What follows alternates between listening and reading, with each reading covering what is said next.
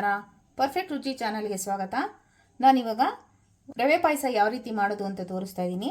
ಇದು ತುಂಬ ಹಳೆ ಟ್ರೆಡಿಷನಲ್ ಫುಡ್ಡು. ಇವಾಗ ಬೇಕಾಗಿರುವ ಸಾಮಗ್ರಿಗಳು ಏನೇನಂತ ನೋಡೋಣ. ಮೊದಲಿಗೆ ನಾನು 1/4 ಕಪ್ಪು ರವೆ ತೊಗೊಂಡಿದ್ದೀನಿ, 1/4 ಕಪ್ಪು ಶಾವಿಗೆ, 1/2 ಕಪ್ಪು ನೆನೆಸಿಟ್ಕೊಂಡಿರೋ ಕಡಲೆಬೇಳೆ ಮತ್ತು 1 ಕಪ್ಪು ಬೆಲ್ಲ ತೊಗೊಂಡಿದ್ದೀನಿ. ನೀವು ಟೇಸ್ಟು ಸ್ವೀಟ್ ಏನೋ ಜಾಸ್ತಿ ಬೇಕಂದರೆ ಜಾಸ್ತಿ ಹೆಚ್ಚು ಕಮ್ಮಿ ಮಾಡ್ಕೊಬೋದು ಬೆಲ್ಲ. ಮತ್ತು 1/2 ಕಪ್ಪು ಹಸಿ ತೆಂಗಿನಕಾಯಿ ತುರಿದು ಇಟ್ಕೊಂಡಿದ್ದೀನಿ. ಮತ್ತು ಸ್ವಲ್ಪ ತುಪ್ಪ, ಮತ್ತು 3 ಏಲಕ್ಕಿ ಕುಟ್ಟಿ ಪುಡಿ ಮಾಡಿ ಇಟ್ಕೊಂಡಿದ್ದೀನಿ. ಮತ್ತು ಸ್ವಲ್ಪ ದ್ರಾಕ್ಷಿ, ಸ್ವಲ್ಪ ಗೋಡಂಬಿ ಮತ್ತು 3 ಲವಂಗ ತೊಗೊಂಡಿದ್ದೀನಿ. ಮೊದಲಿಗೆ ನಾವು ಇದು ಕಡಲೆಬೇಳೆನ ಬೇಯಿಸ್ಕೊಂಬಿಡೋಣ. ನೀವು ಡೈರೆಕ್ಟಾಗಾದರೂ ಬೇಯಿಸ್ಕೊಬೋದು, ಇಲ್ಲ ಕುಕ್ಕರಲ್ಲಿ ವಿಜಿಲಾದರೂ ಮಾಡಿಸ್ಕೊಬೋದು. ನಾನು ಕುಕ್ಕರಲ್ಲಿ ವಿಜಿಲ್ ಮಾಡಿಸ್ಕೊತೀನಿ ಒಂದು. ನಂತರ ಇದು ರವೆ ಮತ್ತು ಶಾವಿಗೆ ಮತ್ತು ದ್ರಾಕ್ಷಿ ಗೋಡಂಬಿ ಹುರ್ಕೊಂಬಿಡೋಣ. ನೋಡಿ, ಒಂದು ಕುಕ್ಕರ್ ತೊಗೊಂಡು ಸ್ವಲ್ಪ ನೀರು ಹಾಕ್ಕೊತಾ ಇದ್ದೀನಿ. ಮತ್ತು ಕಡಲೆಬೇಳೆ ಇದಕ್ಕೆ ಹಾಕ್ಬಿಡೋಣ. 1 ಅಥವಾ 2 ವಿಸಿಲ್ ಮಾಡಿಕೊಂಡ್ರೆ ಬೇಗ ಕ್ವಿಕ್ಕಾಗಿ ಆಗಿಬಿಡುತ್ತೆ. ಬೇಯಿಸ್ಕೊಳ್ಳೋಕೆ ಹೋದರೆ ಸ್ವಲ್ಪ ಲೇಟ್ ಆಗುತ್ತೆ ಅಂತ ನಾನು ಕುಕ್ಕರಲ್ಲಿ ವಿಸಿಲ್ ಮಾಡಿಸ್ಕೊತಾ ಇದ್ದೀನಿ. ಇದು 1 ಅಥವಾ 2 ವಿಸಿಲ್ ಮಾಡಿಸ್ಕೊಳ್ಳೋಣ. ಸ್ಟವ್ ಮೇಲೆ ಇಡ್ತಾ ಇದ್ದೀನಿ. ಇತ್ತ ಕಡೆ ಕಡಲೆಬೇಳೆ ಬೇಯೋದಕ್ಕೆ ಇಟ್ಟಿದ್ದೀನಿ. ಹಾಗೆ ಮತ್ತೆ ಒಂದು ಪಾನ್ ತೊಗೊಂಡು ರವೆ ಮತ್ತು ದ್ರಾಕ್ಷಿ ಗೋಡಂಬಿ ಶಾವಿಗೆ ಹುರ್ಕೊಂಬಿಡೋಣ. ಮೊದಲಿಗೆ ಸ್ಟವ್ ಹಚ್ಚಿ ಪ್ಯಾನ್ ಇಟ್ಕೊಂಡಿದ್ದೀನಿ. ಇವಾಗ 1 ರಿಂದ 2 ಸ್ಪೂನು ತುಪ್ಪ ಹಾಕ್ಕೊಳ್ಳೋಣ.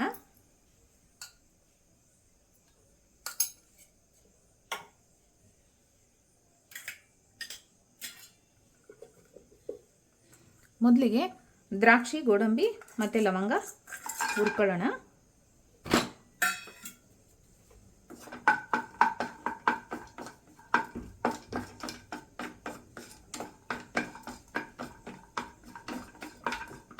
ಯಾರೆಲ್ಲ ನನ್ನ ಚಾನಲ್ಲು ಸಬ್ಸ್ಕ್ರೈಬ್ ಮಾಡ್ಕೊಂಡು ನೋಡ್ತಾ ಇದ್ದೀರೋ ಅವ್ರಿಗೆಲ್ಲ ಥ್ಯಾಂಕ್ ಯು ಸೋ ಮಚ್. ಮತ್ತು ಹೊಸದಾಗಿ ಯಾರ್ಯಾರು ನೋಡ್ತಾ ಇದ್ದೀರೋ ಪ್ಲೀಸ್ ಸಬ್ಸ್ಕ್ರೈಬ್ ಮಾಡ್ಕೊಳ್ಳಿ. ನೋಡಿ, ತುಂಬ ಈಸಿಯಾಗಿ ಮಾಡಿಬಿಡ್ಬೋದು, ತುಂಬ ಚೆನ್ನಾಗಿರುತ್ತೆ.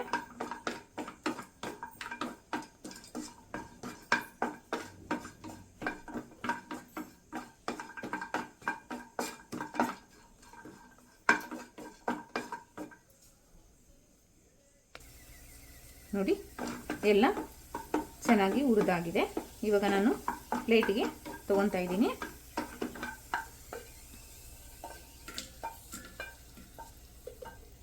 ಇದೇ ಬಾಣಲಿಗೆ ಶಾವಿಗೆ ಮತ್ತು ರವೆ ಹಾಕ್ಕೊಳ್ಳೋಣ. ನಾನು ಕ್ವಾಂಟಿಟಿ ಕಮ್ಮಿ ಮಾಡ್ತಾ ಇದ್ದೀನಿ, ಹಂಗಾಗಿ ಸ್ವಲ್ಪ ಸ್ವಲ್ಪ ತೊಗೊಂಡಿದ್ದೀನಿ. ನೀವೇನಾದರೂ ಜಾಸ್ತಿ ಮಾಡಬೇಕು ಅಂದರೆ ಜಾಸ್ತಿ ಕ್ವಾಂಟಿಟಿ ತೊಗೊಂಡು ಮಾಡಿರಿ. ಇವಾಗ ಇನ್ನೇನು ನವರಾತ್ರಿ ಸ್ಟಾರ್ಟ್ ಆಗ್ತಾ ಇದೆ, ಹಾಗಾಗಿ ದಿನ ಒಂದೊಂದು ಅಡುಗೆ ಸ್ವೀಟ್ ಮಾಡಬೇಕಾಗುತ್ತೆ. ನೋಡಿ, ಈ ಥರ ಶಾವಿಗೆ ಪಾಯಸ, ರವೆ ಪಾಯಸ, ಗಸಗಸೆ ಪಾಯಸ, ನಾನಾ ಥರ ಪಾಯಸಗಳು ಮಾಡ್ಬೋದು. ಇವಾಗ ನನ್ನ ಯೂಟ್ಯೂಬ್ ಚಾನಲಲ್ಲಿ ಶಾವಿಗೆ ಪಾಯಸ ಅಪ್ಲೋಡ್ ಮಾಡಿದ್ದೀನಿ, ಬೇಕಂದರೆ ನೀವು ನೋಡ್ಬೋದು. ಇವಾಗ ಈ ಥರ ರವೆ ಪಾಯಸ ಮಾಡಿಕೊಂಡ್ರೆ ತುಂಬ ಚೆನ್ನಾಗಿರುತ್ತೆ. ಒಂದ್ಸಲಿ ಟ್ರೈ ಮಾಡಿ, ಹೇಗಿತ್ತು ಅಂತ ಕಮೆಂಟ್ ಮಾಡಿ. ನೋಡಿ, ಶಾವಿಗೆನೂ ಹುರಿದಾಗಿದೆ. ಇವಾಗ ಇದನ್ನು ಒಂದು ಪ್ಲೇಟಿಗೆ ತಕ್ಕೊಂಬಿಡೋಣ. ಶಾವಿಗೆ ತಕ್ಕೊಂಡಾಗಿದೆ. ಇವಾಗ ಅದೇ ಬಾಣಲಿಗೆ ರವೆ ಹಾಕ್ಕೊಂಡು ಹುರ್ಕೊತಾ ಇದ್ದೀನಿ. ಅಂದರೆ ನೀವು ರವೆ ಎಲ್ಲ ಸೀಸಬಾರ್ದು, ನೀಟಾಗಿ ಕರೆಕ್ಟಾಗಿ ಹುರ್ಕೊಬೇಕು ರವೆ ಎಲ್ಲ.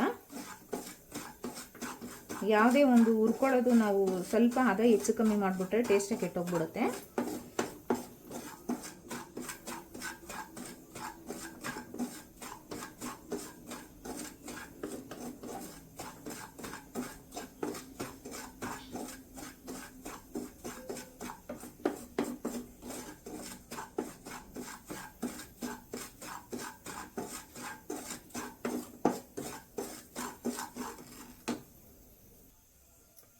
ನೋಡಿ, ರವೆನೂ ಹುರಿದಾಗಿದೆ.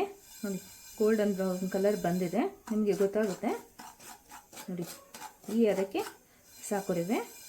ನಾನಿವಾಗ ಒಂದು ಪ್ಲೇಟಿಗೆ ತಗೊತಾ ಇದ್ದೀನಿ.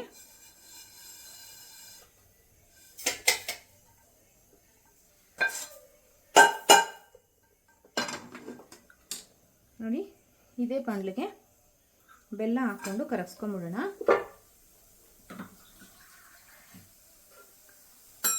ಬೆಲ್ಲದಲ್ಲಿ ಸ್ವಲ್ಪ ಕಡ್ಡಿ ಕಸ ಏನಾದರೂ ಇದ್ದರೆ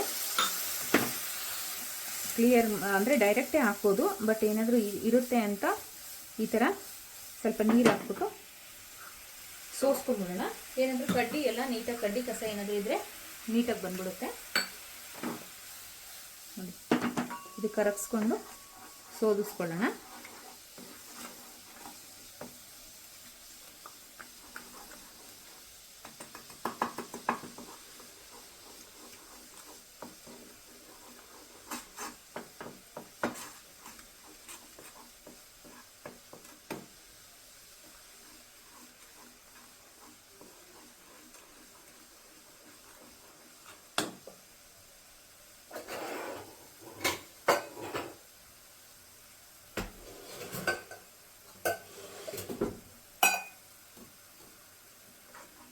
ನೋಡಿ ಬೆಲ್ಲ ಎಲ್ಲ ಕರಗಿದೆ.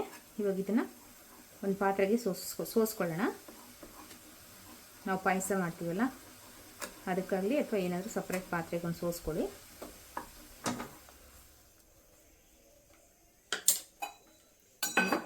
ನಾನು ಇದಕ್ಕೆ ಸೋಸ್ಕೊತಾ ಇದ್ದೀನಿ.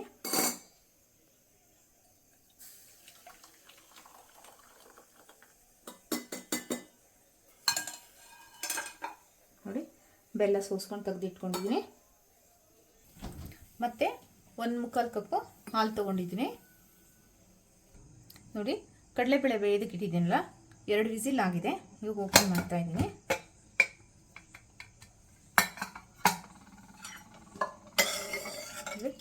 ಕಡಲೆಬೇಳೆನೂ ಬೆಂದಿದೆ. ಇವಾಗ ಇದನ್ನು ಕುದಿಯೋಕೆ ಇಟ್ಬಿಟ್ಟು ರವೆ ಮತ್ತು ಸಾವಿಗೆ ಗುಳಿಗೆ ಹಾಕ್ಬಿಟ್ಟು ಒಂದು 5 ನಿಮಿಷ ಕುದಿಸ್ಕೊಳ್ಳೋಣ ಬೇಯೋವರೆಗೂ. ನೋಡಿ ಕಡಲೆಬೇಳೆ ಬೇಯಿಸ್ಕೊಂಡಿದ್ನಲ್ಲ ಅದೇ ನೀರಿಗೆ ನಾವು ಇನ್ನೂ ಬೇಕಂದರೆ ನೀರು ಸೇರಿಸ್ಕೊಳ್ಳೋಣ. ಬೇಡ ಅಂದರೆ ಕರೆಕ್ಟಾಗಿದ್ದರೆ ನೀರು ಏನು ಸೇರಿಸ್ಕೊಳ್ಳೋದು ಬೇಡ. ಇವಾಗ ಇಲ್ಲಿ ಸ್ವಲ್ಪ ಕಮ್ಮಿ ಆಗಿದೆ ನೀರು, ನಾನು ಹಂಗಾಗಿ ಇನ್ನೊಂದು ಗ್ಲಾಸ್ ನೀರು ಸೇರಿಸ್ಕೊತಾ ಇದ್ದೀನಿ.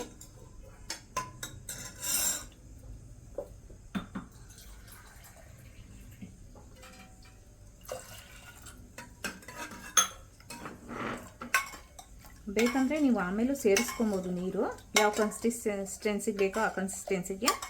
ನೋಡಿ ಇವಾಗ ನಾನು ರವೆ ಮತ್ತು ಸಾವಿಗೆ ಸೇರಿಸ್ತಾ ಇದ್ದೀನಿ.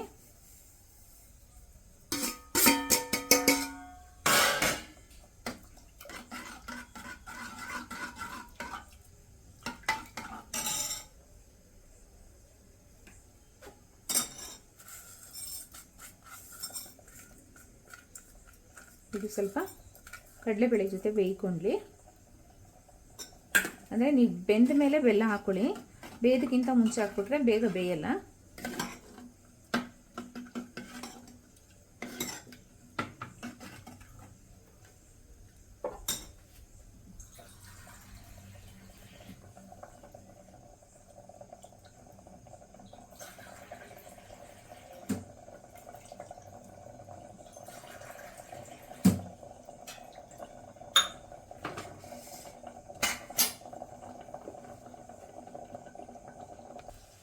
ನೋಡಿ ರವೆ ಬೇಯ್ತಾ ಇದೆ.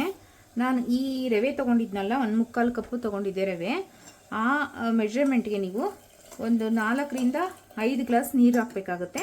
ನಾನು ಆವಾಗಲೇ ಕಮ್ಮಿ ಹಾಕಿದ್ದೆ, ಒಂದು 2 ಗ್ಲಾಸ್ ಹಾಕಿ ಕಡಲೆಬೇಳೆ ಬೇಯಿಸ್ಕೊಂಡಿದ್ದೆ. ಆವಾಗಲೇ 1 ಗ್ಲಾಸ್ ಸೇರಿಸ್ದೆ. ಇವಾಗ ಒಂದು 2 ಗ್ಲಾಸು ಬಿಸಿ ಮಾಡಿ ಸೇರಿಸ್ಕೊತಾ ಇದ್ದೀನಿ. ಅಂದರೆ ತಣ್ಣೀರು ಹಾಕಿದ್ರೆ ಬೇಗ ಬೇಯಲ್ಲ ಅಂದ್ಬಿಟ್ಟು ಸ್ವಲ್ಪ ನೀರು ಬಿಸಿ ಮಾಡಿಕೊಂಡು ಇನ್ನೊಂದು 2 ಗ್ಲಾಸ್ ಹಾಕ್ಕೊತಾ ಇದ್ದೀನಿ. ಟೋಟಲ್ ಒಂದು 5 ಗ್ಲಾಸ್ ನೀರು ಹಾಕ್ಕೊತಾ ಇದ್ದೀನಿ. ಅಂದರೆ ನೋಡ್ಕೊಳ್ಳಿ, ನೀವು ಸ್ವಲ್ಪ ಗಟ್ಟಿಗೆ ಬೇಕು ಅಂದರೆ ಸ್ವಲ್ಪ ನೀರು ಕಮ್ಮಿ ಮಾಡ್ಕೊಳ್ಳಿ, ಇಲ್ಲಾಂದರೆ ನೀರು ಹಾಕ್ಕೊಂಡು ಕರೆಕ್ಟ್ ಅದಕ್ಕೆ ನಿಮಗೆ ಯಾವ ಕನ್ಸಿಸ್ಟೆನ್ಸಿಗೆ ಬೇಕೋ ಆ ಕನ್ಸಿಸ್ಟೆನ್ಸಿಗೆ ನೀರು ಸೆಟ್ ಮಾಡ್ಕೊಳ್ಳಿ. ನೋಡಿ ಒಂದು 2 ನಿಮಿಷ. ನೋಡಿ ಶಾವಿಗೆ ಮತ್ತು ರವೆ ಬೇಯುತ್ತೆ.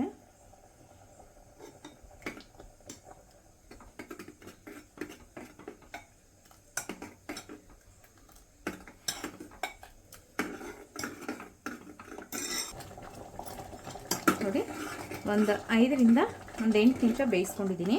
ನೋಡಿ ಇವಾಗ ಕರೆಕ್ಟಾಗಿ ರವೆ ಎಲ್ಲ ಬೆಂದಿದೆ. ಇವಾಗ ಬೆಲ್ಲ ತೊಗೊಂಡಿದ್ವಲ್ಲ ಅದನ್ನು ಹಾಕ್ಕೊತಾ ಇದ್ದೀನಿ.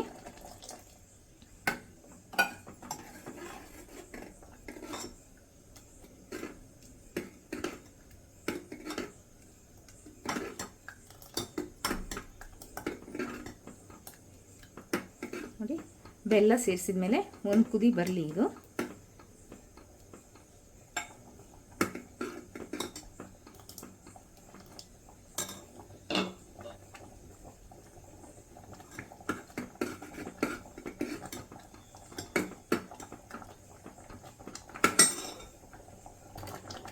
ನೋಡಿ ಬೆಲ್ಲ ಹಾಕ್ಕೊಂಡು 1-2 ಕುದಿ ಚೆನ್ನಾಗಿ ಕುದಿಸ್ಕೊಂಡಿದ್ದೀನಿ. ಇವಾಗ ಫೈನಲ್ ಆಗಿ ನಾವು ಡ್ರೈ ಫ್ರೂಟ್ಸ್ ಹುರಿದಿಟ್ಕೊಂಡಿದ್ವಲ್ಲ ಅದನ್ನು ಸೇರಿಸ್ತಾ ಇದ್ದೀನಿ.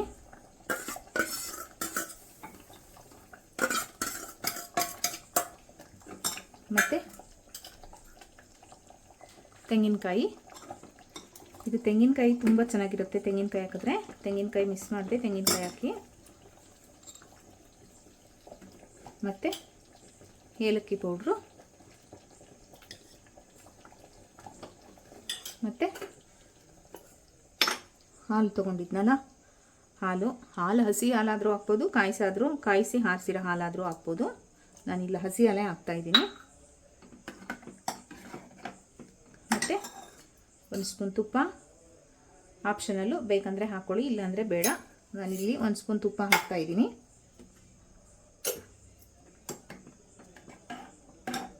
ನೋಡಿ ಬಿಸಿ ಬಿಸಿ ರವೆ ಪಾಯಸ ರೆಡಿ ಆಯಿತು. ನೋಡಿ ತುಂಬ ಒಂದು 10-15 ನಿಮಿಷಕ್ಕೆಲ್ಲ ನಾನು ಪಾಯಸ ಮಾಡಿಬಿಟ್ಟೆ, ರೆಡಿ ಆಗೋಗುತ್ತೆ. ಬೇಗ ಕ್ವಿಕ್ಕಾಗಿ ಮಾಡ್ಕೊಂಬಿಡ್ಬೋದು. ಇದು ಒಂದು 10 ನಿಮಿಷ ಹಾರ್ಕೊಳ್ಳೋದಕ್ಕೆ ಬಿಡೋಣ ತಣ್ಣಗಾಗೋಕ್ಕೆ. ನೋಡಿ ಪಾಯಸ ರೆಡಿ ಆಗಿದೆ. ರವೆ ಪಾಯಸ ಒಂದು 10 ನಿಮಿಷ ತಣ್ಣಗಾಗಕ್ಕೆ ಬಿಟ್ಟಿದ್ದೆ, ತಣ್ಣಗಾಗಿದೆ. ಇವಾಗ ಸರ್ವ್ ಮಾಡ್ತಾ ಇದ್ದೀನಿ. ಈ ರವೆ ಪಾಯಸಕ್ಕೆ ಬೂಂದಿ ಒಳ್ಳೆ ಕಾಂಬಿನೇಷನ್, ಚೆನ್ನಾಗಿರುತ್ತೆ. ನೋಡಿ ಬೂಂದಿ ಹಾಕ್ತಾ ಇದ್ದೀನಿ ನಾನಿವಾಗ. ಈ ವಿಡಿಯೋ ಇಷ್ಟ ಆಗಿದ್ರೆ ಪ್ಲೀಸ್ ಲೈಕ್ ಮಾಡಿ, ಶೇರ್ ಮಾಡಿ, ಕಮೆಂಟ್ ಮಾಡಿ, ಸಬ್ಸ್ಕ್ರೈಬ್ ಮಾಡ್ಕೊಳ್ಳಿ. Thank you.